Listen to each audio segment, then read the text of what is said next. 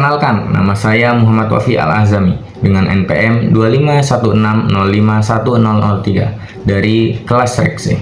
Kenapa sih ilmu ekonomi itu penting banget? Ternyata di setiap sendi kehidupan kita ada ekonomi di dalamnya. Dari sarapan pagi sampai belanja online, semua adalah bagian dari roda ekonomi. Gak heran kan kalau di sekolah dan kampus ilmu itu selalu jadi primadona. Terus apa sih sebenarnya yang ngebedain ekonomi dengan ekonomi bisnis? Secara umum, ekonomi itu mempelajari cara kerja pasar, tentang penawaran, permintaan, dan bagaimana kita menghadapi kelangkaan. Nah, kalau ekonomi bisnis, ia lebih fokus pada elemen-elemen operasional dalam sebuah bisnis dan bagaimana perusahaan itu terus terhubung dengan kondisi ekonomi secara keseluruhan. Dalam dunia ekonomi, kita sering dengar istilah ekonomi makro dan ekonomi mikro. Ini seperti melihat hutan dari dekat dan dari jauh. Ekonomi makro itu melihat hutan secara keseluruhan, ruang lingkupnya besar, mencakup satu negara. Sementara ekonomi mikro itu melihat pohon-pohon di dalamnya, ruang lingkupnya lebih kecil, fokus pada perusahaan, rumah tangga, atau individu. Ngomong-ngomong soal masa depan, ada salah satu kunci penting, yaitu investasi. Menurut buku Ekonomi dan Administrasi Bisnis, investasi adalah pengeluaran dana untuk membiayai produksi demi keuntungan di masa depan.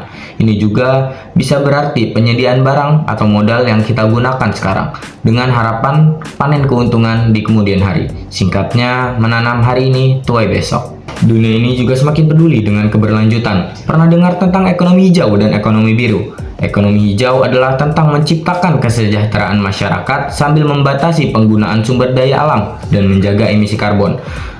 Contohnya banyak seperti pembangunan pembangkit listrik, tenaga surya, dan pengembangan kendaraan listrik. Sementara ekonomi biru ini lebih menarik lagi. Ini tentang bagaimana kegiatan ekonomi bisa menghasilkan laba bagi penduduk setempat, memanfaatkan sumber daya yang tak terbatas, terutama dari lautan. Inovasi berbasis laut, misalnya seperti budaya rumput laut atau pengembangan pariwisata.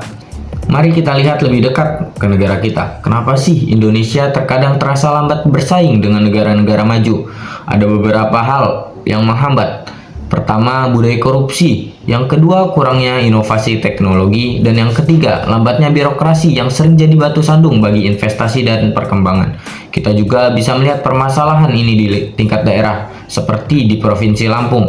Mengapa Lampung lambat bersaing? Penyebab utamanya adalah ketidakseimbangan antara ketersediaan lapangan pekerjaan dan jumlah pencari kerja.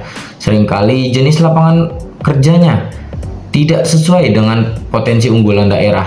Ditambah lagi upah minimum yang rendah membuat masyarakat kesulitan memenuhi kebutuhan hidup yang layak. Lalu bagaimana solusinya?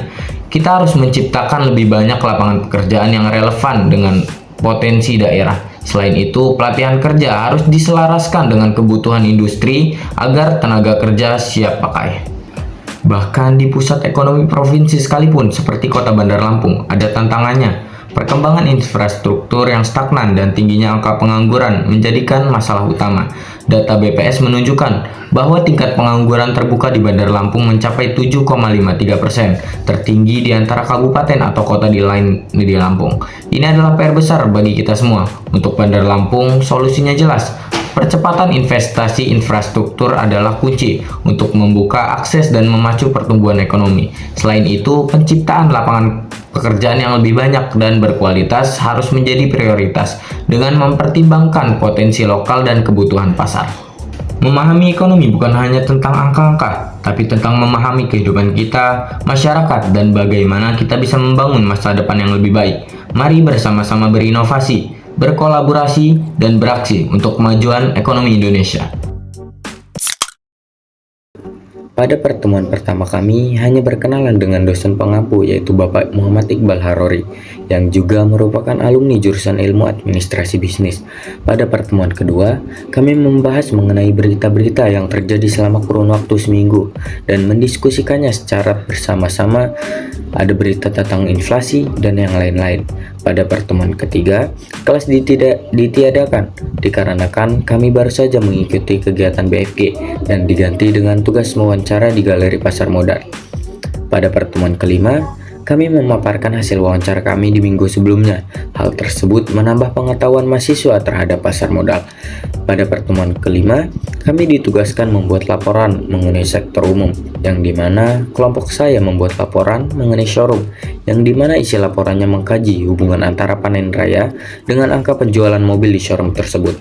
Pada pertemuan ke-6, kami berdiskusi dan memberikan pendapat mengenai berita yang sebagian besar mengenai dampak ekonomi dari bencana besar di Sumatera.